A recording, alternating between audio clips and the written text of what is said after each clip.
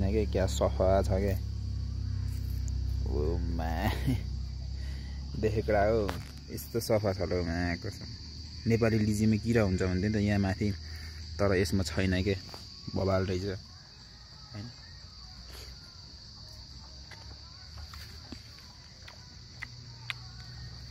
कत्रा रसिलो क्या गुलियो त्यसै कडा हो आज चाहिँ म चाहिँ हैन यता माथितिर आएको छु डाँडातिर हैन भ्यू पनि बबाल देखिरहेछ हैन दामी देखिरहेछ भ्यू सुनसान छ हैन चिसो हावा चलिरहेछ तातो घाम अनि बादल सादल लागिरहेछ अनि मजा भइरहेछ मेरो बाइक चाहिँ त्यहाँ यसरी बस्नु आनन्द आउँछ क्या अनि टक्कै 1 किलो लिची पनि ल्याएँ आदि यहाँ पनि छ अनि टक्क यो काठमाडौँको भ्यू हेर्दै यहाँ बसेर टक्क लिची खानुको मजै छुट्टै छ क्या चिलमा यस यसरी फोटो खिच्नु पर्ने क्या ल आवे साथ भेट आवे आज चाहिँ हल्का माथि डाँडातिर चढ्दै क्या म कति तल काठमाडौँको त्यो धुलो खाएर बस्नुमा वाक्का तल बस्दा बस्दा वाक्का दिक्ला यस्तो डाँडामा बस्दा त आनन्दै छुट्टै हुने क्या लिची पनि दामी रहेछ क्या किरा सिरा नि नभएको होइन नेपाली लिचीमा किरा हुन्छ भन्छ मान्छेहरू तर यो एकदम दामी छ क्या लिची पनि है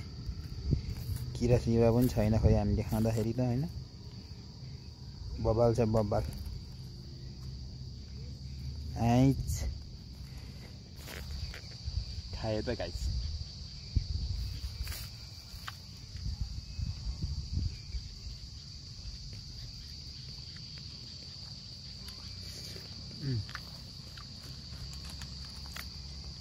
बबालै बबाल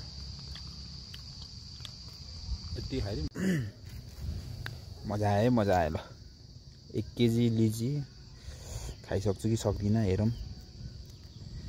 दामी छ यार लिची चाहिँ हेर न किरा सिरा पनि छैन क्या सफा छ क्या ओ मा देखेको हो यस्तो सफा छ ल मा कसम नेपाली लिचीमा किरा हुन्छ भन्थे नि त यहाँ माथि तर यसमा छैन के बबाल रहेछ हैन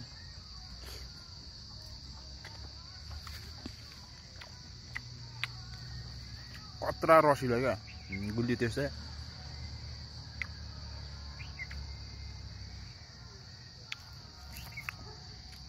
हानिदिन्छु आज 1 केजी लिची दामी हान्दैछौँ